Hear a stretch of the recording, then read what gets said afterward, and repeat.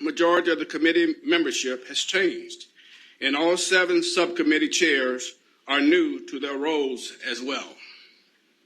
I'd like to begin by expressing my gratitude to all the committee members for stepping up to the plate, ensuring continuity, and developing a solid amendment package.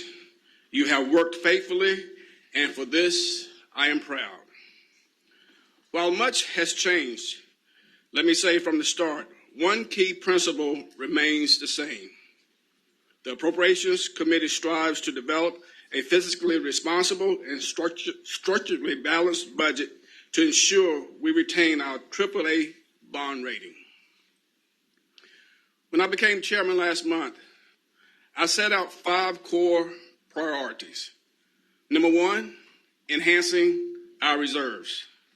Number 2, providing employee compensation increases for all groups of employees.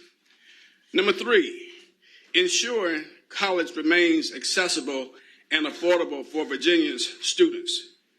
Number 4, supporting the strategic investments the governor proposed in his public education, health and human resources, and environmental protection. And number 5, making progress for workforce equity in Virginia.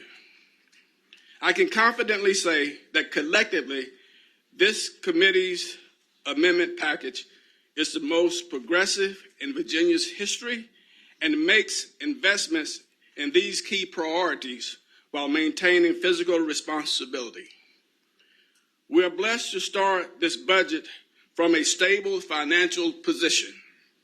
I'm pleased to announce that in addition to the $300 million the governor proposed to deposit into our reserve funds, the amendments before you today adds an additional $222 million, the equivalent of 1% of general fund revenues for the inevitable rainy day. This will bring our combined reserve balance to almost $2.2 billion, the most Virginia has had in reserve funds at any point in our history. While we have worked to position ourselves for the future, this does not mean we have ignored the needs of today. In the area of public education, the package before you provides $1.4 billion in increased funding for preschool and K through 12, $120 million above the introduced budget. Included in this amount is $98 million for early childhood education, as well as almost $300 million to provide teacher pay increases in both 2021 and 2022. The amendments also provides $76 million to address the cost of the minimum wage increase for the state employees. The provisions of House Bill 395 increased the minimum wage to $11.25 by fiscal year 2020. This is not an inexpensive endeavor, but since the minimum wage was first established in 1938, this is the longest period between increase ever.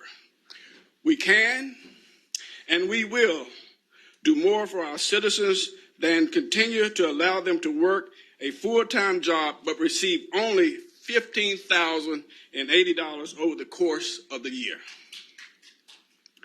In the area of higher education, today's package builds on the significant investments and momentum begun last year and includes $112 million over the biennium to fully fund each institution's 6-year plan, while continuing to allow colleges to keep tuition at the FY 2020 levels into FY 2021.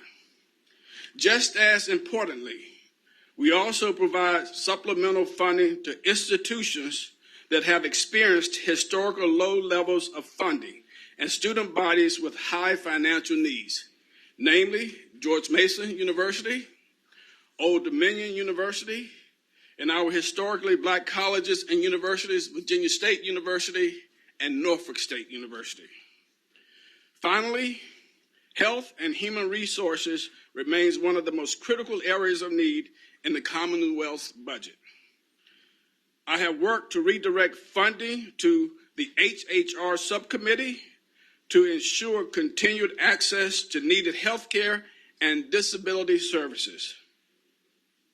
Unfortunately, simply providing Medicaid developmental disability waiver slots does not guarantee services. This budget will focus on ensuring that funding is available to support an adequate array of service providers who can assist individuals to reach their full potential.